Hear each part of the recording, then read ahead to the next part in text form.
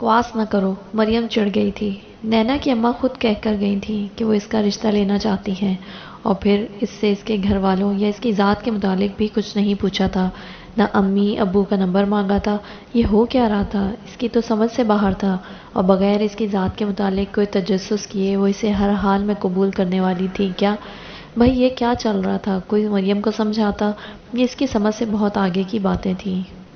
अपने घर से ज़्यादा सुकून दुनिया के किसी हिस्से में नहीं मिलता। मरियम इस वक्त अम्मी के आगे बैठी सर में तेल डलवा रही थी। अम्मी जो ज़ोर ज़ोर से सर पर हाथ मारती थी, मज़ा आ जाता था। सारा दर्द कहीं दूर भाग जाता था। पिछली बार कहती रही तेल डलवा लो, लेकिन नहीं, अब हालत देखो बालों की। अम्मी, मरियम ने मुंह बनाया, हर बार तेल डलवाती हूँ, अगर एक बार चूक गई तो मतलब बाल ही ख़राब हो गए। वाह बीबी, एहसास है तुम्हारा इन झाड़ियों को इतना खूबसूरत बनाने में कितनी मेहनत की है मैंने। अम्मी ने फट ताना दिया। अली ने से चिढ़ाने को ज़ोर से कहका लगाया। मरियम ने बेनियाजी से गर्दन अकड़ाई। क्या हुआ जो अम्मी ने बेइज्जती कर दी? सबकी अम्मियाँ करती हैं। अम्मी, ये तो जब भी बाल खोल ले तो चुड़ैल लगने लगती है। अली ने मोबाइल एक तरफ रख दिया था। वो फुर्सत से इसे सताने के मूड में था। इसके बाल घुंघराले थे और फटे हुए बम जैसे लगते। अगर जो अम्मी इतनी मेहनत ना करती। अम्मी की मेहनत थी ना कि ना बढ़ने वाले बाल कमर से नीचे तक थे, घने और खूबसूरत। अली इसके घुंघराले बालों की वजह से इसे चुड़ैल बोलता था। तुम बिना किसी वजह के बंदर लगते हो। वो हमेशा की तरह चढ़ गई थी। भाई वो अपने बालों के मामले में बहुत हसास थी। कितनी दफ़ा कहा है अम्मी से बाल सीधे करवा लेने दे, नहीं तो कटवाने दे। मैं तुम्हें सीधा करके रख दूंगी, खबरदार इन बालों को हाथ भी लगाया तो। इतने इतने प्यारे हैं, रेशम के लच्छे हो जैसे। अम्मी की तशबीहात पर अली फिर हंसा था, और इसकी हंसी मरियम को और गुस्सा दिला गई। और रेशम के लच्छों वाली, जाओ मेरे लिए एक गिलास पानी भर लाओ। अली ने इसी के अंदाज में आंखें घुमाई। मरियम ने इस हुक्म पर इसे घूर कर देखा। अम्मी इसे फारिग कर चुकी थी। अब वो अपने बालों का जूड़ा बना रही थी। नौकर नहीं लगी तुम्हारी, जाओ खुद भी पियो और मेरे लिए भी भर कर लाओ। बोलते हुए इसी के सोफे पर आ बैठी। इधर अम्मी ने भाभी को आवाज़ लगाई थी। चंद लम्हों बाद वो हाजिर थी। अम्मी अब इनके सर में तेल डाल रही थी। अम्मी की ज़िंदगी का मकसद तो जैसे अपनी औलाद के लाड उठाना था। शर्म नहीं आती भाई से ऐसे लहजे में बात करती हो गुस्ताख? अली ने आंखें दिखाई। लहजा सरासर शरारती था। शर्म भाई को आनी चाहिए, मुझसे 1 साल छोटा है। वो इत्मीनान से बोली। अम्मी और भाभी इनकी बातों को सुनने के बजाय आपस में बातें करने लगी। तुम्हें पता है लोगों के भाइयों के घर में कैसे रोब होते हैं? बहनें थर थर कांपती हैं। शुक्र करो इतना अच्छा भाई मिला। तुम शुक्र करो इतनी अच्छी बहन मिली, इतनी खूबसूरत। हाँ, चुड़ैल के बालों वाली। बंदर क्या जाने अदरक का सवाद। शुक्र करो मैं तुम पर रोब नहीं रखता। ओ माय गॉड, मैं डर गई। शक्ल देखी है अपनी? बड़े आए रोब वाले। एक तो घर में सबसे छोटे हो, ऊपर से ख्वाहिशें चेक करो बच्चे की। मरियम ने खूब रगीदा। अली ने इसे घूरा। मेरा दोस्त अपनी बहनों से छोटा है, लेकिन इसकी बहनें इसका हुक्म मानती हैं, इससे डरती हैं। रोब है इसका घर में। मैं तो पहले ही कहती थी तुम्हारी कंपनी अच्छी नहीं है। तो जिसका इतने शौक से जिक्र कर रहे हो, ऐसे लोग काबिल इज्जत नहीं होते। और फिर तुम्हें भी तो जालिम बनने का इतना ही शौक है, तो याद रखो हर फिरौन के लिए कोई मूसा आता है। अब भाई फिरौन बन गया? मजाक में शुरू होने वाली गुफ्तगू सीरियस हो चुकी थी, और अक्सर बहन भाइयों की तरह दोनों ही खराब मूड के बायस एक दूसरे पर चढ़ाई करने को थे। अम्मी सुना अपनी बेटी से, मुझे कहती है मैं फिरौन हूँ। अली ने बदला लेने के अंदाज में अम्मी को पुकारा था। मरियम ने दाम पीसे। मरियम, अम्मी ने सरजिश की, मैंने तो इसे नहीं कहा। मैंने तो कहा जो जालिम होते हैं वो फिरौन होते हैं, और हर फिरौन के लिए मूसा आता है। इसने मासूमियत से पलके झपकाकर अम्मी को देखा। भाभी ने छोटा सा कहका लगाया था। शर्म करो दोनों, इतने दिनों बाद मिलते हो, फिर भी लड़ाई का कोई ना कोई मौका ढूंढ निकालते हो। मैं नहीं अम्मी, ये खुद। कहा भी है इसे मसरूफ़ थी, शॉपिंग नहीं कर सकी। कहता जानबूझकर नहीं की तुमने। अम्मी ने इनकी बहस फिर से शुरू होते देखकर फिर से भाभी से बात शुरू कर दी थी। इनकी लड़ाई होती तो एक दूसरे को हराने को ऐसी ऐसी दलीलें निकाल लाते कि क्या कोई वकील निकालता होगा। मकसद सिर्फ एक होता कि इस ज़बानी लड़ाई में मुखालिफ पार्टी से किसी सूरत ना हारा जाए। और जब सुलह होती तो कोई यकीन नहीं कर सकता था कि वो एक दूसरे से बहस में सारा सारा दिन गुजार देते थे। अक्सर जीत मरियम की होती। आज भी ऐसा ही लग रहा था। मरियम, तुम्हारे पाँव के नीचे छिपकली। अली ज़ोर से चिल्लाया। मरियम ने चीख मारकर पाँव ऊपर कर लिए थे। इसकी चीखों ने अम्मी और भाभी को डरा दिया था। क्या हो गया है? अम्मी, मेरे पाँव के साथ छिपकली थी। मरियम के हवास उड़े हुए थे। वो कदरे सुकड़ कर सोफे पर बैठी थी। अली ने मुस्कुराहट जब्त की। हंसता तो मरियम ने छोड़ना नहीं था। اب صوفے کے نیچے چلی گئی. تم بیٹھو, میں اسے نکال کر آج گندی موت ماروں گا. یہ دراصل مریم سے بحث میں جیتنے کے کوئی آثار نہ دیکھ کر علی نے صورتحال کو نارمل روٹین پر کیا تھا. اب مریم نے اس کی منتیں کرنی تھی کہ چپکلی مار دے, تبھی وہ صوفے سے نیچے اترے گی. پھر وہ اسے کہے گا, مجھے اچھا بھائی کہو, میری تعریفیں کرو. امی اور بھابھی تو صورتحال کو سمجھ گئی تھی, لیکن مریم نے ابھی تک علی کے چہرے کی مسکراہٹ نہیں دیکھی تھی. پلیز علی, اچھے بھائی ہو, اسے مار دو. پہلے میری تعریف میں 10 جملے کہو. علی نے ٹانگ پر ٹانگ چڑھائی. مریم نے اسے گھورنا چاہا, مگر مسئلہ یہ تھا کہ گھر میں چپکلیاں, کاکروچ اور ہر قسم کی بلا سے وہی مارتا تھا. تم میرے اچھے بھائی ہو, ہینڈسم ہو, پیارے ہو, خوبصورت ہو, یہ ساری ایک ہی باتیں ہیں. ان میں سے صرف ہینڈسم والا جملہ گنا جائے گا. چلو اور سوچو. کچھ ہو تو میں سوچوں. ٹھیک ہے, میں جا رہا ہوں باہر, ایک دوست کو ملنا ہے. وہ بے نیازی سے بولتا اٹھنے لگا. مریم نے لپک کر اس کے بازو سے پکڑا. وہ ابھی تک صوفے پر تھی. علی میرے بھائی بیٹھو, میں سوچ رہی, کچھ نہ کچھ تو مل ہی جائے گا. تم خود اٹھ کر مار دو. کیوں اس کی منتیں کر رہی ہو؟ بھابھی نے کہا. میں چپکلی کو دیکھ کر مر جاؤں گی. حاضرین, کوئی کہہ سکتا ہے ان خاتون کی زبان جب چلتی ہے تو رکنے کا نام نہیں لیتی؟ اور اب کیسے بھائی کی منتیں کی جا رہی ہیں؟ دیکھا بھائی کتنے کام کے ہوتے ہیں. بھائی نہ ہو تو تمہارے گھروں میں چھپکلیوں کے ڈھیر لگ جائیں. اور تم مجھے فرعون کہہ رہی تھی. تمہیں نہیں کہہ رہی تھی. مریم زج ہوئی. مجھے تو ایسے ہی لگا, تو اس کے بدلے ایک بار سوری اور 10 میرے تعریفی جملے. بدتمیز, مریم نے دل میں اسے سنایا, لیکن در حقیقت علی کی شرطیں پوری کیے بغیر کوئی چارہ نہیں تھا. آپ نے اسے اپنے گھر بلایا تھا. ان کے گھر مہمان آنے والے تھے تو وہ ان کی مدد کے لیے وہاں چلی گئی تھی. جب رات کو گھر لوٹی تو امی نے اسے دیکھتے ہی کہا, تمہارے ابو بلا رہے ہیں, کمرے میں آؤ. امی کی سنجیدگی پر اسے حیرت ہوئی تھی. اچھا, چادر اتار کر آتی ہوں. امی نے سر ہلایا. وہ چادر اور پرس رکھنے کے بعد باہر نکل آئی تھی. دروازے پر رک کر ہولے سے دستک دی تھی. آ جاؤ, ابو کی سنجیدہ سی آواز آئی. السلام علیکم ابو جی. وہ چہرے پر مسکراہٹ لاتے اندر داخل ہوئی. امی بیڈ کی دوسری جانب بیٹھی تھی. وعلیکم السلام, آؤ بیٹھو. ابو نے بیڈ پر اپنے سامنے بیٹھنے کا اشارہ کیا. اللہ خیر کرے, کیا معاملہ ہے؟ وہ ماحول کی سنجیدگی کو دیکھتے ہوئے دل میں سوچنے لگی. پھر چل کر ابو کے سامنے جا کر بیٹھ گئی تھی. ابو آلتی پالتی مارے بیٹھے تھے. مریم پاؤں والی سائڈ سے دونوں ٹانگیں لٹکا کر بیٹھی تھی.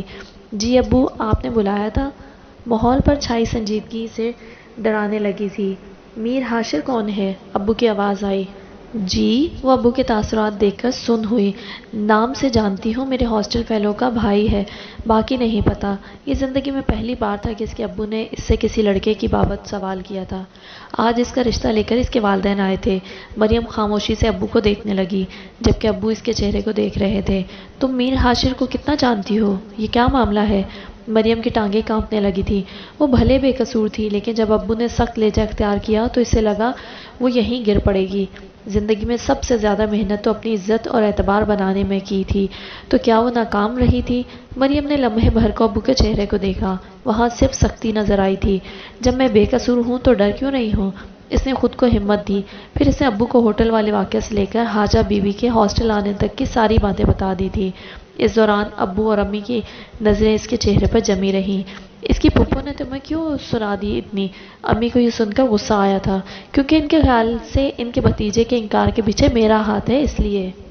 واقعی؟ امی کیا ہو گیا ہے, میں آپ کو ایسی لگتی ہوں؟ وہ روحانسی ہو کر رو دینے کو تھی. ابو نے امی کو دیکھ کر سنزش کی.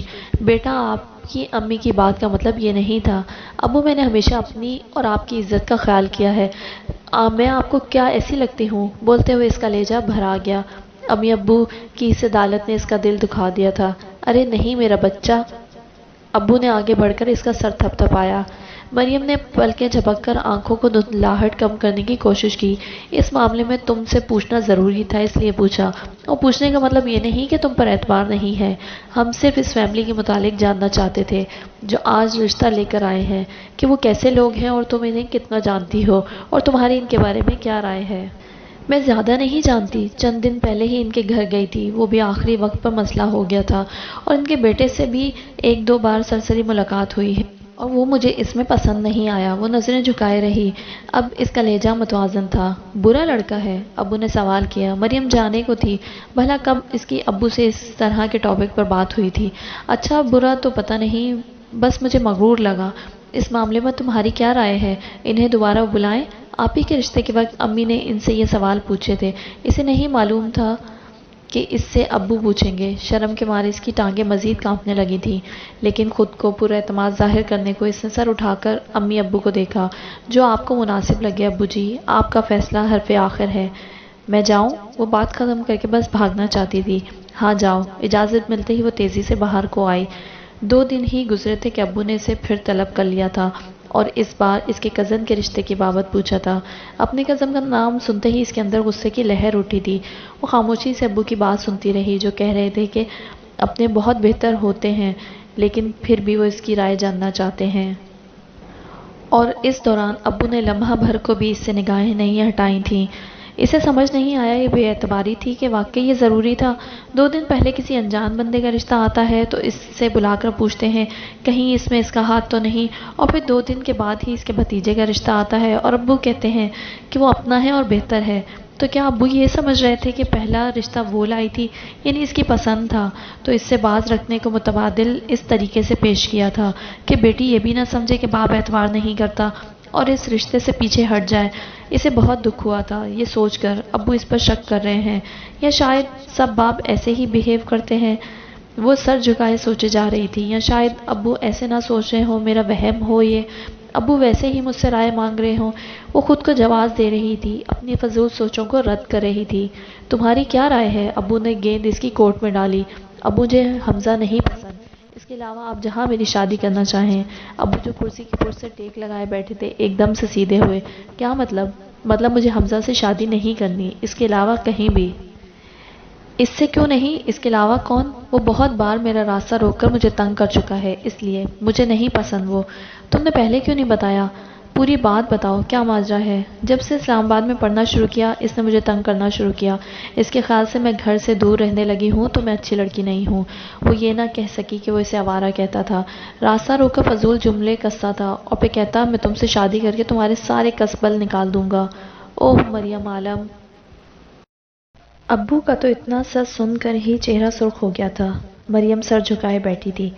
تم نے مجھے بتایا کیوں نہیں؟ مجھے لگا بات بڑھ جائے گی اور جب پھیلے گی تو خام خواہ مجھ پر کیچڑ آئے گا، بھلے میرا قصور نہ ہو۔ تمہاری امی کو معلوم ہے؟ نہیں، گھر میں کسی کو نہیں بتایا میں نے، بس پہلے سے زیادہ احتیاط شروع کر دی۔ چاچو کے گھر جانا چھوڑ دیا ہے اور یہاں اکیلے کہیں نہیں جاتی، ہمیشہ علی چھوڑ آتا ہے اور لے آتا ہے، اور جب حمزہ گھر آتا ہے تو میں اپنے کمرے میں ہی رہتی ہوں۔ پاگل دھی، ایسی باتیں باپ سے بھی کوئی چھپاتا ہے؟ تم بتاؤ گی نہیں تو ایسے تو ہم ساری زندگی سام کو گھر میں آنے دیتے، اور اپنے گھر میں تم کیوں قید ہو جاتی تھی؟ مجھے معلوم ہوتا تو میں اس کا آنا جانا ہی بند کر دیتا۔ اور پاگل بچہ، ایسی باتیں چھپائی جاتی ہیں اور وہ بھی ماں باپ سے؟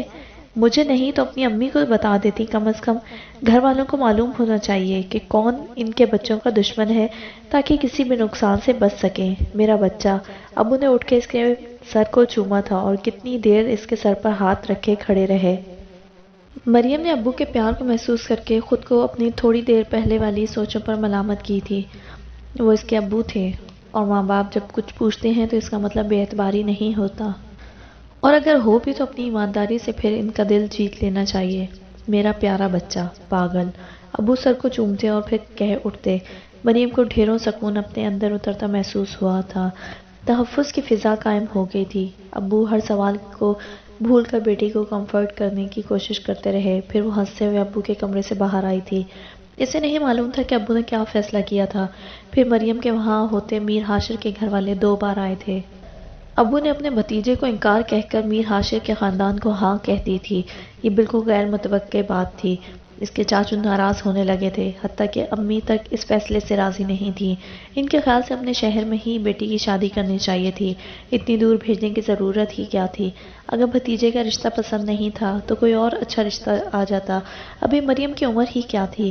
لیکن ابو نے امی کی سارے اعتراضات کو رد کر دیا تھا۔ ویسے بھی وہ اپنے خاندان کی پہلی لڑکی تھی جس کی دوسرے شہر شادی ہو رہی تھی۔ ان کے ہاں ایسا نہیں ہوتا تھا، اپنے غیر جہاں بھی ہوتا، لیکن اپنے ہی شہر میں بیٹی دی جاتی تھی، اس لیے ان کے گھر میں تقریباً سبھی خوشی کے اس موقع پر عجیب ہی محسوس کر رہے تھے۔ اب کیا تم اتنی دور چلی جاؤ گی؟ آپی اور علی دونوں اداس لگ رہے تھے۔ اس نے کندھے اچکا دیے۔ وہ کیا کہہ سکتی تھی؟ ابو کا فیصلہ تھا۔ اچھی فیملی ہے، گھر بھی دیکھ آیا ہوں، لڑکا بہت ہی اچھا ہے، اور یہ بھی کہہ دیا ہے کہ مریم ان کے آبائی شہر کے بجائے اسلام آباد رہے گی۔ تم سمجھو کہ جیسے وہ پڑھنے گئی ہوئی ہو، ہر ماہ ملنے آتی رہے گی جیسے اب تک آتی رہی ہے۔ ابو امی کو دھیمی آواز میں سمجھا رہے تھے۔ وہ جو امی کے پاس آ رہی تھی انہیں باتیں کرتے دیکھ کر پلٹ گئی تھی۔ میں تو اس انتظار میں تھی کہ 2 سال بعد لوٹ آئے گی، آپ تو ہمیشہ کے لیے اسے پردیسی کر رہے ہیں۔ لڑکا بہت اچھا ہے، مجھے بہت پسند آیا ہے، وہ خوش رہے گی وہاں، بھلے دور ہوگی مگر خوش ہوگی۔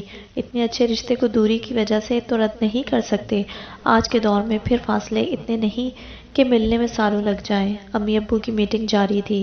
ابو کے ہاں کرتے ہی اگلے دن وہ لوگ رسم کرنے آ گئے تھے، اور جب باقاعدہ رسم کرنے آئے تو اتنا ڈھیروں سامان، مریم کے گھر والوں کے لیے بھی تحفے تھے جسے اس کی امی نے بہت اصرار کے باوجود بھی قبول نہیں کیا تھا۔ حاجرہ بہن، ہمارے ہاں بیٹی کے سسرال سے صرف بیٹی کے لیے چیزیں آتی ہیں، ہم سب کے لیے ان کو قبول کرنا عیب ہے، آپ برا نہ مانیں، لیکن ہماری ریت ہے۔ حاجرہ بی بی کیا کہتی؟ وہ خود بھی جانتی تھی ان کے ہاں بھی تو ایسا ہوتا تھا، لیکن وہ بیٹے کی خوشی میں اپنے سمندیوں کو بھی تحفے دینا چاہتی تھی جو حسب توقع قبول نہیں کیے گئے تھے۔ مریم، تمہاری ساس تو لگتا ہے پورا اسلام آباد لوٹ لائی ہیں یار۔ بھائی میری شادی بھی بہت اچھی ہوئی تھی، لیکن تمہاری ساس تو پہلی رسم پر اتنا کچھ لے آئی ہے۔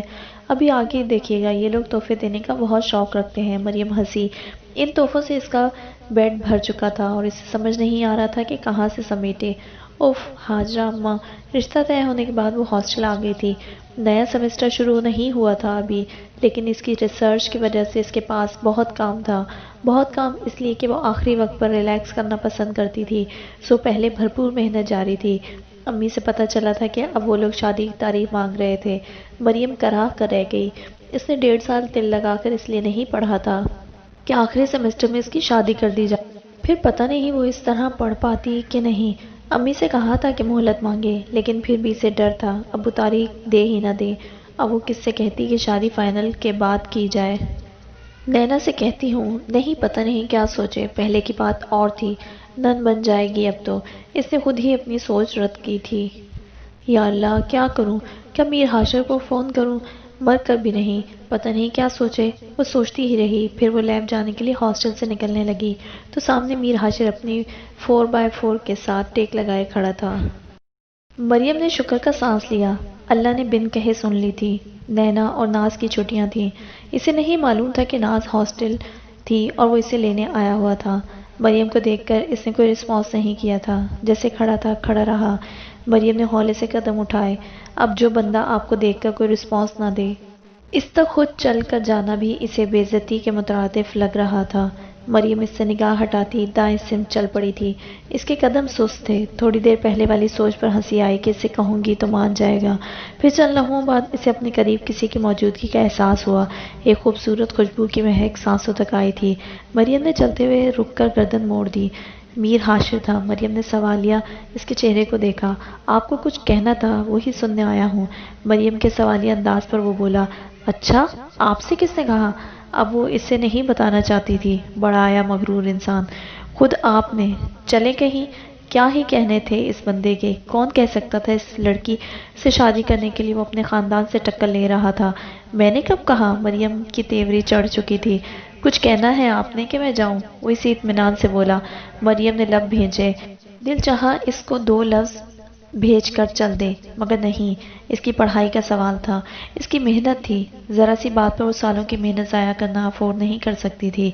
آپ کے گھر والے شادی کی تاریخ مانگ رہے ہیں، میرا ابھی فائنل سیمسٹر رہتا ہے، میں نے اتنی محنت کی ہے، سب ضائع ہو جائے گی۔ کیوں؟ کیونکہ شادی کے بعد زندگی مختلف ہو جاتی ہے، ذمہ داریاں بڑھ جاتی ہیں۔ یہ نہ ہو گھر کی ذمہ داریوں کی وجہ سے پڑھائی سے توجہ ہٹ جائے، یا پڑھائی کی وجہ سے گھر کی نہ کر پاؤں، مطلب آپ مینج نہیں کر پائیں گی۔ جی میرے لیے مشکل ہے، میں ایک ساتھ بہت سی ذمہ داریاں نہیں لے سکتی۔ ہاں اگر آپ لوگ چاہیں تو منگنی یا نکاح کر لیں، مگر شادی میرے فائنل کے بعد۔ آپ سے اس لیے کہہ رہی ہوں کہ آپ کے گھر والوں کے اصرار پر ابو مان جائیں گے اور میری ماسٹرز کی پوزیشن ختم ہو جائے گی۔ حاشر کو معلوم تھا وہ پوزیشن ہولڈر تھی اور کبھی امکان تھا کہ گولڈ میڈل ون کرتی۔ ٹھیک ہے، شادی فائنل کے بعد مریم بنا شکریہ کہتی سر ہلاتی پلٹ گئی۔ میر حاشر بھی واپس اپنی جگہ پر آ کھڑا ہوا تھا اور اسے تب تک دیکھتا رہا جب تک وہ ٹیکسی میں بیٹھ نہ گئی۔ نہ میر حاشر نے اسے خود چھوڑ آنے کی آفر کی تھی، نہ مریم عالم نے اس سے توقع کی تھی، بلکہ اگر وہ آفر کرتا تو مریم اسے چھچورا کہہ دیتی۔ وہ دونوں ہی بہت عجیب تھے، ایک دوسرے کا بیسٹ میچ تھے۔ نکاح کے بعد جب میر حاشر کو اس کے پہلو میں بٹھایا گیا تو مریم کا دل دھڑک اٹھا تھا۔ سفید سوٹ، گھیردار شلوار اور سر پر بندھی پگ، وہ روایتی انداز میں تیار ہوا تھا۔ مریم اس کے سٹیج تک آنے سے پہلے اس پر ایک نگاہ ڈال چکی تھی اور ابھی تک اس نگاہ کے زیر اثر تھی۔ وہ کتنا شاندار مرد تھا، اونچا، لمبا، خوبصورت، روبدار اور خالص بلوچ، اور کیا چاہیے تھا اسے؟ ان کے ہاں دلہا دلہن اسٹیج پر بیٹھ کر آپس میں گفتگو نہیں کرتے تھے، اچھا نہیں سمجھا جاتا تھا۔ وہ بھی وہاں بیٹھا اپنے قریب کھڑے لوگوں سے بات چیت کرتا رہا، بھولے سے بھی مڑ کر اپنی بیوی کو نہیں دیکھا، اور مریم میں اتنی ہمت نہیں تھی کہ اس کے ساتھ بیٹھے وہ اپنی بہن سے ہی بات کر سکے جو اس کے قریب ہی بیٹھی تھی۔ اس کی چاچی جو یہ پھیلانا چاہ رہی تھی کہ مریم کی لو میرج تھی کیونکہ ان کے بیٹے کے لیے انکار کیا گیا تھا۔ ان دونوں کے روایتی سے لیے دے دلہن دلہا کے انداز کے بعد اپنا سا منہ لے کر رہ گئی تھی۔ مریم نے پھر اپنی نکاح کی تصویروں کو جی بھر کر دیکھا تھا، اور میر حاشر نے، یہ بھی کوئی کہنے کی بات تھی، اس کا موڈ ہمہ وقت خوشگوار رہتا تھا۔ جب خوشگوار نہیں ہوتا تھا وہ مریم کی تصویریں دیکھ لیتا تھا۔ نکاح کے چند دن بعد مریم کے فائنل کی کلاسز شروع ہو گئی تھی۔ نینا اور نازو روز صبح اس کے کمرے میں ملنے آتی، وہ ان کی بڑی بھابھی تھی اور اب ان کے خاندان کی نئی ملکہ۔ مریم کے لیے یہ سب نیا تھا لیکن اسے پھر بھی پسند آ رہا تھا۔ ردا تو ہر وقت چھیڑتی نگاہوں سے دیکھتی تھی کیونکہ مریم کے سامنے تو ڈیسنٹ سی بنی رہتی تھی، لیکن کمرے میں آتے ہی اس کے چہرے پر خوشی کے بعد والی مسکراہٹ کھل کر ظاہر ہوتی تھی۔ تم تو کہتی تھی کہ نہیں جانتی اسے۔ ہاں تو صحیح کہا تھا، مریم ہنسی۔ لڑکی، مجھے دال میں کچھ کالا لگتا ہے، روز کتنے گھنٹے بات کرتی ہو؟ فضول نہ بولو، شادی سے پہلے بات چیت سختی سے حرام ہے ہمارے ہاں۔ مریم کی ہنسی سے ردا مشکوک ہو رہی تھی، جبکہ مریم کو ہنسی ردا کے اندازوں پر آ رہی تھی۔ آج ایک ہی بار بتا دو کہ تمہارے ہاں کیا کیا نہیں ہوتا۔ ردا چڑھ گئی۔ دیکھو ردا بہن، میں ایک روایتی بلوچ فیملی کی لڑکی ہوں اور روایتی خاندان کیسے ہوتے ہیں سب کو پتا ہے۔ خوش قسمتی سے میری جہاں شادی ہو رہی ہے وہ بھی روایتی بلوچ ہیں، جہاں شادی سے پہلے لڑکا لڑکی آپس میں نہیں بولتے۔ باقی روایات رہنے دو، فی الحال تمہارے لیے اتنا ہی کافی ہے۔ تو مریم بہن، آپ کا دم نہیں گھٹتا ان روایات سے؟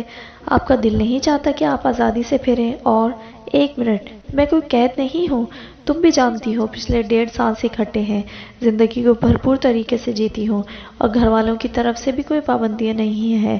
بہت سی باتیں ہمیں باقاعدہ بیٹھ کر نہیں سمجھائی گئی ہیں، جیسے تمہارے خیال سے میرے گھر والوں نے کہا ہوگا کہ کوئی لڑکا نہ آئے تمہاری زندگی میں اینڈ فلاں فلاں۔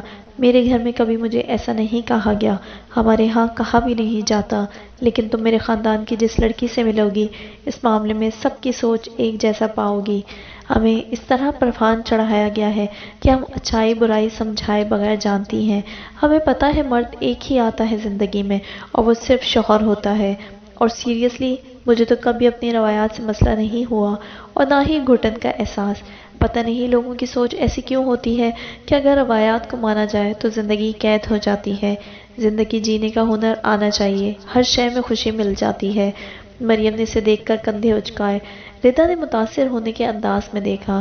شاید دنیا کی پہلی عورت ہو جو اپنی روایات سے خوش ہو، جو صدیوں سے قائم کردہ حدود میں رہ کر مطمئن ہو، نہ انہیں توڑتی ہو نہ توڑنے کا خواہش رکھتی ہو، فرسٹریشن کا شکار نہیں ہو، جو جتنا مل رہا ہے خوشی سے قبول کرتی ہو، جو نہیں مل رہا اس کے لیے محنت نہیں کرتی ہو۔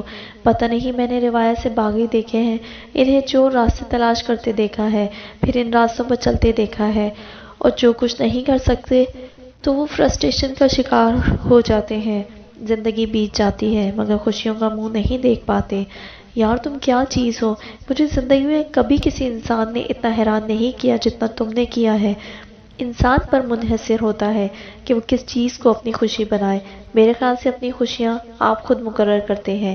باغیوں کے لیے خوشیاں دوسرے راستے پر ہوتی ہیں، میرے لیے اسی راستے پر ہے جہاں میں ہوں۔ میں عام سی لڑکی ہوں، میرے اندر اتنا لڑنے کی طاقت نہیں ہے، اور لڑوں تو کس لیے، سب تو مل رہا ہے۔ جو نہیں مل رہا یقیناً اس میں بھی بھلائی ہوگی۔ ردا نے بے ساختہ اسے گلے لگا لیا۔ بعض دفعہ مجھے بہت افسوس ہوتا ہے، بلکہ دل دکھتا ہے۔ وہ بولتے بولتے چپ ہو کر گئی۔ جانے وہ کیا کہنا چاہتی تھی کہ تم نے پہلے کیوں نہیں ملی؟ ردا نے زبان تک آئی بات کو پھیر کر کچھ اور کہہ دیا تھا۔ مریم کے فرشتوں کو بھی خبر نہ ہو سکی کہ اس کی بیسٹ فرینڈ کو کس بات کا ملال اکثر مریم سے نگاہیں چرانے پر مجبور کر دیتا تھا۔ وہ باتیں کر رہی تھی کہ مریم کا فون بج اٹھا۔ مریم نے اٹھ کر بیٹھ کے ایک کونے میں رکھے موبائل کو اٹھایا۔ انجان نمبر تھا۔ اس نے کال اٹینڈ کی۔ ہیلو، سخت لہجہ تھا۔ میر ہاشر بات کر رہا ہوں، کیسی ہو؟ مریم نے ایک دم سے ردا کو دیکھا جو اس سے رخ موڑے اپنے بیڈ کی چادر ٹھیک کر رہی تھی۔ ٹھیک ہوں، آپ؟ میں بھی ٹھیک ہوں۔ آج رات کو تمہیں ڈنر پر لے جانا چاہ رہا تھا۔ جی؟ مریم کو جھٹکا لگا۔ ابھی تو وہ ردا کو اپنی روایات سنا کر اٹھی تھی۔ 8 بجے تیار رہنا، لینے آؤں گا۔ مریم کے ماتھے پر بل پڑے۔ وہ پوچھ نہیں رہا تھا بلکہ اسے بتا رہا تھا کہ وہ ساتھ ڈنر کریں گے، جیسے بڑے ہی کوئی محبت بھرے قصے رہے ہوں ان کے۔ پہلی بار باقاعدہ گفتگو ہو رہی تھی، اور کیا ہی خوبصورت انداز میں ہو رہی تھی۔ میں کیا کہہ سکتی ہوں؟ ابو سے اجازت لے لیں، وہ اجازت دیں گے تو میں تیار ہو جاؤں گی۔ جب اس نے پوچھا نہیں تھا تو اس کے حکم پر وہ ایسے ہی انکار کر سکتی تھی۔ ٹھیک ہے، اس نے کال کاٹ دی تھی۔ مریم کتنی دیر فون کو گھورتی رہی۔ ابو سے اس نے پوچھنا نہیں تھا، اتنا تو اسے بھی معلوم تھا۔ لے جی، آپ میں اتنی ہمت ہے کہ آپ روایتی سے خاندان کے ہوں، اور آگے سسرال بھی آپ ہی کے جیسا روایتی ہو، اور رومانٹک ڈنر کے لیے اجازت اماں، بہن، بھائی، ارے نہیں، باقاعدہ ابا حضور سے لی جائے۔ چلے چھوڑے، رہنے دے، کیا موڈ کو خراب کرنا اور دامادی عزت کو داؤ پر لگانا۔ گناہ کر دیا کہ سوچا نکاحی بیوی کے ساتھ رومانٹک ڈنر۔ چلے رومانٹک نہ صحیح ڈنر ہی کیا جائے۔ تو بتائیں کس نے کہا تھا کہ ایسا سوچیں؟ جی بالکل، آپ کی اپنی سوچ تھی، اور اس کبیرہ کو کسی اور کے سر نہ تھوپے۔ مریم ابو کے انکار کے بعد اس کا سخت چہرہ دیکھنا چاہتی تھی، بڑا آیا اسے نخرے دکھانے والا۔ اس سوچ کے آتے ہی اس کے چہرے پر مسکراہٹ کھل اٹھی تھی۔ ردا نے بیڈ پر بیٹھ کر اسے دیکھا جو موبائل کو دیکھ کے مسکرا رہی تھی۔ کیا ہوا؟ کس کی کال تھی؟ ردا پھر سے مشکوک ہوئی۔ مریم کے منہ سے چھوٹا سا کہکا نکلا۔ اوف یار، کسی کی نہیں تھی، ایسے ہی کچھ یاد آ گیا تھا۔ موبائل بیڈ پر پھینکتی وہ دھم سے بیڈ پر بیٹھی۔ تمہاری ہنسی بتا رہی ہے کچھ نہیں، میر ہاشر یاد آ گیا تھا۔ مریم کی مسکراہٹ میں کوئی فرق نہیں آیا تھا۔ تم نکاح کے بعد بہت بدل گئی ہو۔ مریم کو اس کے اندازوں پر اور ہنسی آئی، جبکہ ردا کے خیال سے اسے کسی اور بات پر ہنسی آ رہی ہے۔ ردا کے تاثرات دیکھ کر مریم مسلسل ہنسے جا رہی تھی۔ بہت خوش ہو؟ پلیز اب یہ نہ کہنا نکاح کی وجہ سے، مریم نے ہنسی کی وجہ سے نکلے آنسو صاف کرتے ہوئے کہا۔ ردا کہنا یہی چاہتی تھی لیکن پھر خاموش ہو گئی۔ 7:45 مریم کا فون بج اٹھا۔ وہ لیپ ٹاپ پر مووی دیکھ رہی تھی۔ نمبر دیکھا، میر ہاشر کا تھا۔ اسے سوچ کر ہی ہنسی آئی کہ اب اس سے معذرت کرے گا۔ خیر یہ بھی کوئی بڑی ہمت کی بات تھی سسر سے عزت افزائی کے بعد بیوی کو بتانا۔ ہیلو، مریم نے مسکراتے لہجے میں کہا۔ باہر آؤ، میں آیا ہوا ہوں۔ جی؟ مریم کی مسکراہٹ گم ہوئی۔ وہ بیٹھے سے اٹھ کھڑی ہوئی۔ کہاں مطلب؟ مریم بھی سمجھ میں نہ آیا کیا کہے۔ کہاں مطلب کیا؟ ڈنر کے لیے کہا تھا تمہیں، ہاشر نے حیرت سے اسے جواب دیا۔ میں نے تو کہا تھا ابو سے اجازت لے لیں۔ ہاں تو لے لی تھی۔ ہے؟ مریم کو زندگی میں پہلی بار حقیقتاً کسی بات سے جھٹکا لگا تھا۔ جلدی آؤ، مجھے انتظار کرنا نہیں پسند، وہ کہہ کر کال کاٹ گیا تھا۔ مریم تو شوق میں موبائل کان سے لگائے کھڑی تھی۔ پھر ہوش آیا وہ باہر انتظار کر رہا تھا۔ وہ جلدی سے آئینے کے آگے کھڑی ہو گئی۔ الجھے بال اور پرشکن لباس، شکل کی تو خیر تھی، آج کل بڑی رونق تھی منہ پر۔ وہ بھاگم بھاگ اپنی الماری کی طرف بھاگی۔ ردا جو ہاسٹل کے سیر سپاٹوں کے بعد کمرے میں آئی تو اسے جلدی سے اپنے سوٹ بیڈ پر ڈالتے دیکھا۔ کیا ہو گیا ہے؟ ہاشر ڈنر کے لیے لینے آئے ہیں، وہ مڑے بغیر بولی۔ پھر بوٹل گرین لانگ فراک نکال کر باقی دوبارہ اندر رکھے۔ واہ جی، روایتی لوگوں میں بھی ایسا ہوتا ہے۔ دوستوں کی پہچان یقیناً ان کی خباثت سے ہی ہوتی ہے۔ وہ ابو سے اجازت لے چکا ہے، اس لیے میرے پاس انکار کی کوئی وجہ نہیں ہے۔ مریم نے جلدی سے سوٹ استری سٹینڈ پر رکھ کر استری کا پلگ لگایا۔ ہٹو تم، باقی تیاری کر لو۔ ردا نے اس کے ہاتھ سے سوٹ لے لیا تھا۔ مریم نے جلدی سے منہ دھو کر بالوں کو آدھا سلجھا کر پھر سے باندھ لیا تھا۔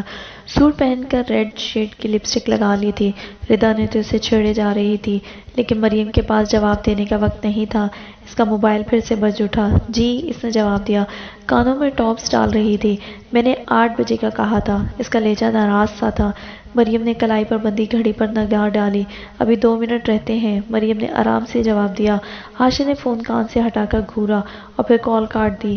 مریم نے ساس کی دی ہوئی چادروں میں سے ایک نکال کر اپنے انداز سے لی تھی۔ او ہو، ردا نے اسے چھیڑا۔ اس طرح چادر لینے کے باوجود بھی آج وہ اچھی لگ رہی تھی۔ میں تو سمجھتی تھی تم تو بالکل بونگی ہوگی۔ ردا کی زبان رکنے کا نام ہی نہیں لے رہی تھی۔ ہاں، چادر لینے کا مطلب یہی ہوتا ہے نا کہ آپ کو یہ بھی پتہ نہیں کہ شوہر سے ملنے کیسے جاتے ہیں۔ ردا اس طنز پر کھلے دل سے مسکرائی تھی۔ وہ اب بیڈ پر بیٹھی اپنی ہیل کی سٹریپس بند کر رہی تھی۔ لڑکی ہر بات جھٹکے ہی دیتی ہو، آج بتا دو کیا ہو تم۔ مریم پاؤچ میں موبائل ڈالتی اس کی بات کا جواب دیے بنا باہر بھاگی تھی۔ دنیا کے سب سے حیرت انگیز مخلوق مریم عالم۔ ردا اس کے پیچھے بولی تھی۔ مریم بنا پلٹے ہاتھ ہلاتی چلی گئی۔ وہ تیزی سے سیڑھیاں اتر رہی تھی۔ وہ دیر سے جا کر یہ ثابت نہیں کرنا چاہتی تھی کہ وہ ان پاگلوں میں سے ہے جو دیر سے آنا فخر سمجھتے ہیں۔ اور ویٹنگ روم تک جاتی لمبی راہداری کو عبور کرتے سے یاد آیا، ابو سے تو اس نے اجازت نہیں لی تھی۔ اف، ابو کیا سوچتے۔ اس نے جلدی سے موبائل نکالا، ابو کو میسج کیا، پھر ایک ایک سیکنڈ گن رہی تھی۔ ابو جی جواب دیں۔ پھر اس نے کال کر لی تھی۔ دل دھک دھک کر رہا تھا، شرم کے مارے عجیب حالت ہو رہی تھی۔ وہ اپنے خاندان کی پہلی لڑکی تھی جو شادی سے پہلے شوہر کے ساتھ باہر جا رہی تھی۔ ابو نے کال اٹینڈ کر لی تھی۔ سلام دعا کے بعد وہ مدعے پر آئی تھی۔ وہ ابو جی، حاشر نے ڈنر کا کہا ہے۔ اس کا لہجہ سوالیہ تھا۔ جاؤں کہ نہیں؟ ہاں، مجھ سے پوچھا تھا اس نے، جاؤ۔ کال کاٹ کر وہ اپنے حواس قابو کرنے کی کوشش کرتی رہی۔ اس کے ہاتھ ہلکے ہلکے کانپ رہے تھے۔ مریم نے دونوں ہاتھوں کو چہرے پر پھیرا، یہ ہونکوں والے تاثرات گم کرنے تھے۔ پھر لمبی لمبی سانسیں بھر کر چہرے پر سنجیدگی طاری کرتی وہ بلڈنگ سے باہر آئی تو وہ لان میں ہاسٹل وارڈن کے ساتھ باتیں کرتا نظر آیا۔ یہ تو باہر کھڑا تھا۔ مریم بڑبڑاتی اس کے قریب گئی، پھر ہاسٹل وارڈن کو الوداعی الفاظ کہتے وہ آگے ہوا۔ مریم سے تو کوئی بات ہی نہیں کی تھی۔ پھر چلتے ہوئے رکا اور اس کے قریب آ کر اس کے دائیں ہاتھ کو اپنے بائیں ہاتھ میں مضبوطی سے پکڑ لیا۔ مریم نے حیرت سے اپنے ہاتھ کو دیکھا۔ ہاتھ تو یوں مضبوطی سے پکڑا تھا جیسے صدیوں کے یارانے تھے، جیسے محبت بڑے بچھڑے دل عرصے بعد ملے ہوں۔ اس کا ہاتھ پکڑ کر وہ آگے چلتا جا رہا تھا۔ مریم نے بھی ہاتھ چھڑانے کی کوشش نہیں کی تھی۔ پھر گاڑی میں سے بٹھایا تھا اور جب وہ ہوٹل میں جانے لگے تب بھی گاڑی سے اتر کر اس نے مریم کا ہاتھ اسی طرح پکڑ لیا تھا۔ دیکھنے سے لگتا تھا کہ بہت ہی محبت تھی، جبکہ مریم کا دل جل چکا تھا، یہاں وہاں کی باتیں ہی کرتا رہا تھا۔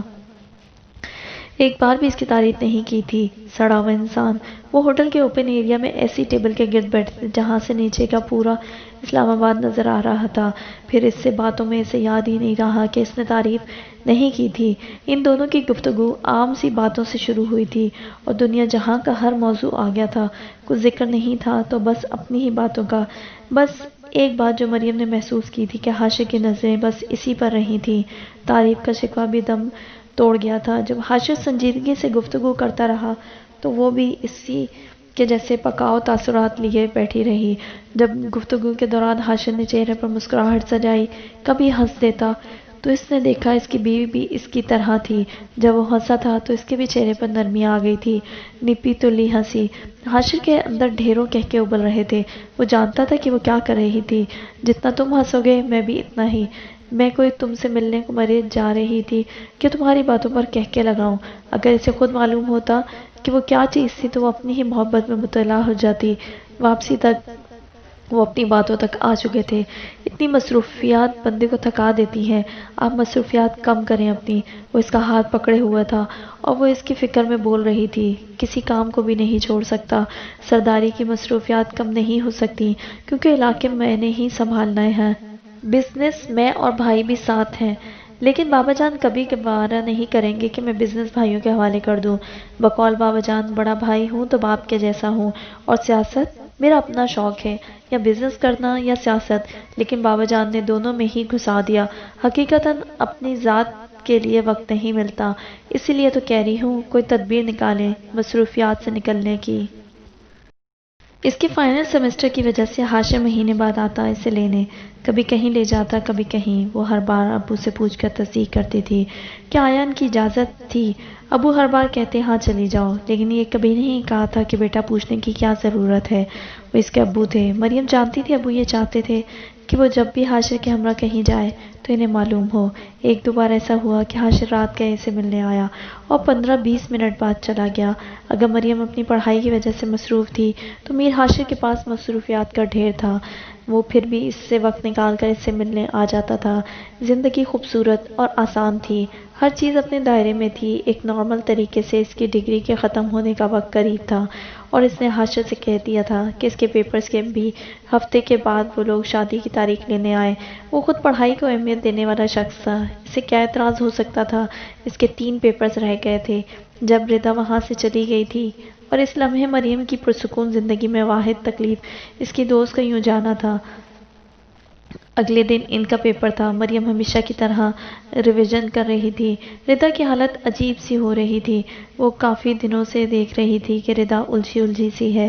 مریم جب پیار سے بات کرتی تو وہ ہر بار جیسے اسے کچھ بتاتے بتاتے چپ کر جاتی تھی۔ وہ کسی ذہنی ٹینشن کا شکار تھی اور مریم جیسی بے وقوفی کی حد تک ہمدرد لڑکی اس بات کو محسوس نہیں کر پائی تھی کہ ردا اس سے کچھ کہتے کہتے خاموش ہو جاتی ہے تو اصرار کر کے پوچھ لے۔ وہ مریم تھی جس کا خیال تھا جو چیز دوست کو تکلیف دے رہی ہے میں اس کا ذکر چھیڑ کر اس تکلیف کو کیوں بڑھاؤں۔ مریم کا خیال تھا اس کا گھر کا کوئی مسئلہ تھا اور وہ بتانا نہیں چاہتی تھی۔ اس بیچاری کی زندگی پر اسے ترس آتا تھا۔ ماں باپ کی علیحدگی کے بعد اس کی زندگی بے ترتیب ہو گئی تھی۔ امیر ماں باپ کی اولاد تھی مگر ناخوش رہتی تھی۔ ردا برملا کہتی تھی، مریم جب سے تم سے ملی ہوں میں نے تب سے خوش ہونا سیکھا ہے۔ دوستی ایک طرف مریم اس کے لیے بہت ہمدردی محسوس کرتی تھی۔ وہ اندر سے ٹوٹی ہوئی لڑکی تھی۔ مریم اس لیے بھی اس کا زیادہ خیال کرتی تھی۔ اب آخری سیمسٹر تھا بلکہ پیپر سے پھر زندگی کی راہیں الگ ہونی تھی۔ مریم تو اسے تسلیاں دیتی رہی کہ ایک ہمیشہ ہم دونوں کی دوستی رہے گی، میں یہیں اسلام آباد میں رہوں گی، مگر ردا روتی رہی۔ مریم کے لیے اسے روتے دیکھنا تکلیف دہ تھا۔ پھر اب وہ بتا نہیں رہی تھی کہ اتنے دنوں سے اس کی آنکھیں یوں ویران کیوں رہنے لگی تھی۔ مریم کا خیال تھا کہ پھر ماں یا باپ میں سے کسی نے اسے ڈسٹرب کر دیا تھا۔ اس معاملے میں وہ چاہ کر بھی کچھ نہیں کر سکتی تھی۔ ردا اس سے بھی کترائی رہتی تھی، مریم کی جانب دیکھتی بھی نہیں تھی۔ پھر آج کا پیپر بھی چھوڑ دیا تھا۔ مریم حقیقی معنوں میں پریشان ہو کر رہ گئی تھی۔ ردا کمرے میں نہیں تھی، وہ اسے ڈھونڈتی باہر آ گئی تھی۔ جیسی ردا کی ذہنی حالت ہو رہی تھی وہ کسی اکیلے کونے میں ہی مل سکتی تھی۔ مریم کسی کے کمرے میں جانے کے بجائے نیچے سے لان میں دیکھنے آئی تھی۔ وہ ایک جانب پیٹھ کیے بیٹھی نظر آئی تھی۔ پاگل ہے کیا یہ، بغیر کسی شال کے بیٹھی ہے، اتنی سردی ہے گھاس بھی نم ہوگی۔ مریم تیزی سے اس کی جانب بڑھی، وہ اداسی سے ایک ہی جانب تکے جا رہی تھی۔ چلو اندر، اتنی سردی ہے، مرنا ہے کیا؟ مریم نے جھک کر اس کی بازو پکڑی۔ ردا اسے دیکھ کر پھر دوبارہ وہیں دیکھنے لگی۔ وہ اپنی بازو بھی جھٹکے سے چھڑا لی تھی۔ جاؤ تم۔ کیوں جاؤں، مسئلہ کیا ہے تمہارے ساتھ؟ کافی دنوں سے دیکھ رہی ہوں، میں نے اس لیے نہیں پوچھا کہ خود ہی سب بتا دو گی۔ ٹھیک سوچا، اب جب نہیں بتا رہی تو جاؤ، کیوں پیچھے پڑ گئی ہو؟ مریم کا دل دکھا، پتہ نہیں وہ کون سی تکلیف جھیل رہی تھی۔ وہ اس کے ساتھ بیٹھ گئی۔ ردا نے اس کی طرف سے چہرہ موڑ کر دوسری طرف دیکھنا شروع کر دیا تھا۔ مریم نے واضح محسوس کیا تھا وہ اس سے ہی بچنا چاہ رہی تھی۔ ردا کیا ہوا ہے؟ کیا میں نے دل دکھایا ہے؟ ردا کی آنکھیں تیزی سے نم ہوئی۔ نہیں، پھر مجھ سے کیوں دور بھاگ رہی ہو؟ جو بات دل کو تکلیف دے رہی ہے بتاؤ، اگر حل نہ بھی نکلا تو بھی اس کی تکلیف کم ہو جائے گی۔ ردا کی آنکھیں بہنے لگی تھی۔ مریم کے سمجھ نہیں آ رہا تھا کہ کیا کرے۔ ردا، میں نے تو کبھی جان بوجھ کر تمہارا دل نہیں دکھایا، اگر انجانے میں کچھ کہہ چکی ہوں تو پلیز مجھے معاف کر دو۔ اس کی بات پوری ہونے سے پہلے ردا اس کے گلے لگ چکی تھی۔ وہ ہچکیوں سے رو رہی تھی۔ مریم نے خاموشی سے اسے رونے دیا۔ جانے کتنے دنوں کا غبار تھا۔ تھوڑی دیر رونے کے بعد وہ پیچھے ہوئی۔ بس اسی بات کا افسوس ہے، تم نے کبھی میرا دل نہیں دکھایا، ورنہ کسی طرح خود کو جسٹیفائی کر لیتی۔ کیا مطلب؟ مریم کے سر کے اوپر سے گزری تھی یہ بات۔ تمہیں پتہ ہے تم دنیا کی خوش نصیب لوگوں میں سے ہو۔ گھر، چادر، چار دیواری، بہت بڑا تحفظ ہے اور بہت بڑا سکھ بھی۔ تم خوش نصیب ہو، جس گھر میں رہتی ہو وہاں کے ہر فرد کے دل میں تمہاری محبت ہے۔ جہاں شادی کر کے جاؤ گی وہ بھی تم سے محبت کرتے ہیں۔ سب اتنے خوش نصیب نہیں ہوتے۔ وہ آزردہ تھی۔ مریم سمجھ گئی تھی، پھر سے ماں باپ کی وجہ سے اس کی حالت ایسی تھی۔ ہو سکتا ہے تمہاری شادی کسی اچھی جگہ ہو جائے اور تمہیں بھی اچھی فیملی مل جائے، مریم نے تسلی دینی چاہی۔ تم بہت معصوم بلکہ کسی حد تک بے وقوف ہو، کاش تم اتنی اچھی نہ ہوتی تو آج یوں نہ ہوتا۔ ردا نے اور ہی بات کی تھی، مجھے کیوں لگ رہا ہے جیسے تم میرے کسی معاملے پر پریشان ہو؟ بہت دیر کی مہرباں آتے آتے۔ ردا استہزائیہ ہنسی۔ ردا بتاؤ کیا بات ہے؟ کوئی بات نہیں ہے، بس ممی کی باتوں کی وجہ سے دکھی ہوں۔ کاش انہیں مجھ سے محبت ہوتی، مجھ سے کبھی کسی نے محبت نہیں کی۔ تم اس دنیا کے واحد انسان ہو جسے ردا سے محبت ہے۔ اسے تمہاری معصومیت نہ کہوں تو اور کیا کہوں؟ تمہارا شوہر بھی کرے گا اور بچے بھی کریں گے۔ مریم نے اسے ہنسانا چاہا، وہ ہنسنے کے بجائے پھر سے رو دی تھی۔ ردا مجھے پاگل کر رہی ہو۔ مریم ایک بات ہمیشہ یاد رکھنا، ردا تم سے بہت محبت کرتی ہے۔ ردا سے کبھی کسی نے محبت نہیں کی تھی، اس لیے ردا کو معلوم نہیں تھا کہ انسانوں سے محبت کیسے کی جاتی ہے۔ لیکن پھر تم آئی اور بس، کاش کہ پہلے آئی ہوتی یا اب نہ آتی۔ ردا کے آنسو نہیں تھم رہے تھے اور مریم کے پلے کچھ نہیں پڑ رہا تھا کہ وہ دراصل کیا کہنا چاہ رہی ہے۔ پھر مریم اسے تسلیاں دیتی، ردا کبھی ہنس دیتی، کبھی رونے لگ جاتی۔ ردا تھک کر اس کی گود میں سر رکھ کے رونے لگ گئی تھی۔ مریم بے بسی سے خود اس کے ساتھ رو رہی تھی۔ اس کی دوست اس قدر تکلیف میں تھی اور وہ کچھ نہیں کر سکتی تھی۔ ردا اپنے غم کی وجہ سے سردی سے بے نیاز ہو چکی تھی۔ رات کو بہت دیر سے وہ لاؤن سے اٹھ کر کمرے میں آئی تھی۔ صبح ہوتے ہی ردا سامان باندھنے جانے کو تھی۔ مریم غصے میں تھی کہ کم از کم پیپر تو دے دیتی۔ ردا رات کی نسبت بہت بہتر لگ رہی تھی۔ مریم کی کوئی بات اسے روک نہ سکی۔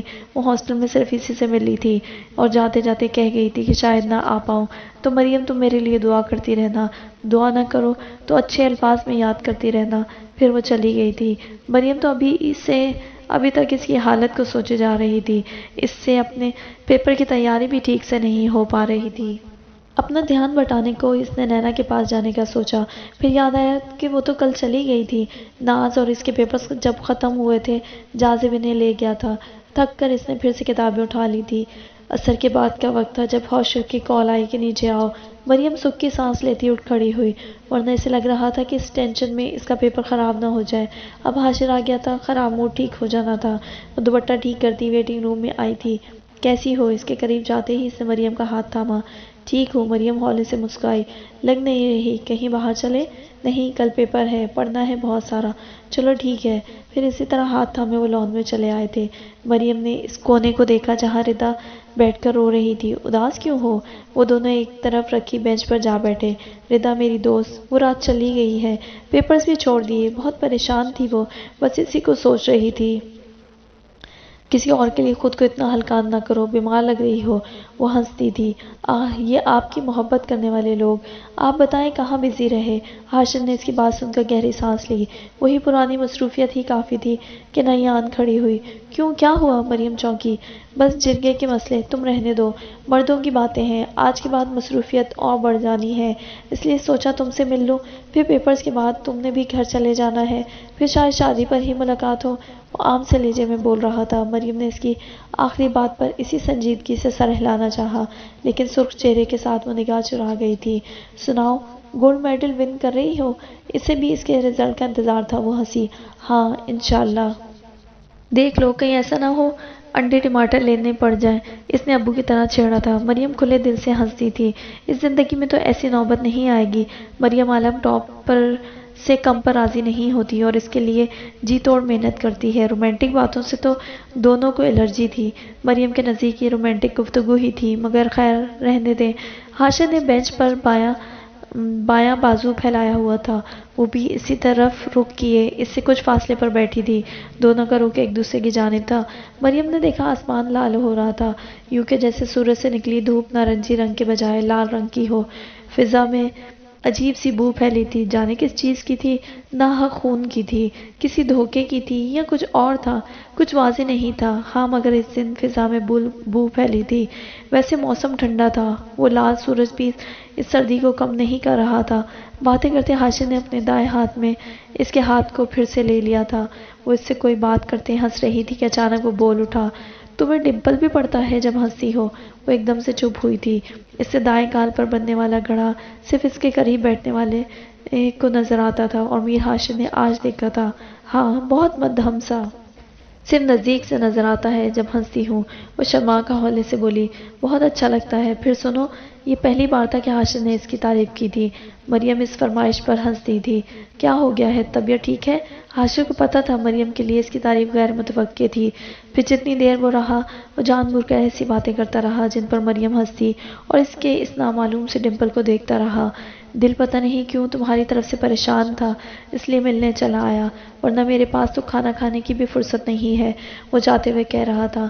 تمہیں ہنستے ہوئے دیکھ کر جا رہا ہوں، دل کو اب تسلی ہے۔ وہ زبان سے محبت کا اظہار نہیں کرتا تھا، لیکن اس کی مریم کی طرف اٹھتی ہر نگاہ میں محبت ہوتی۔ اس نے مریم سے کبھی نہیں کہا تھا کہ وہ اس سے محبت کرتا ہے۔ وہ زبانی اظہار سے نابل تھا۔ اکثر مرد ہوتے ہیں، لیکن جتنی دیر ساتھ رہتا، اسے ہی دیکھتا رہتا، اس کے ہاتھ کو تھامے رکھتا، اور پھر سیاست سے لے کر دنیا جہاں کے ہر موضوع پر بات ہوتی تھی۔ اس کے جانے کے بعد مریم کمرے میں آ گئی تھی۔ وہ اب پرسکون تھی اور چہرے کی مسکراہٹ بھی لوٹ آئی تھی۔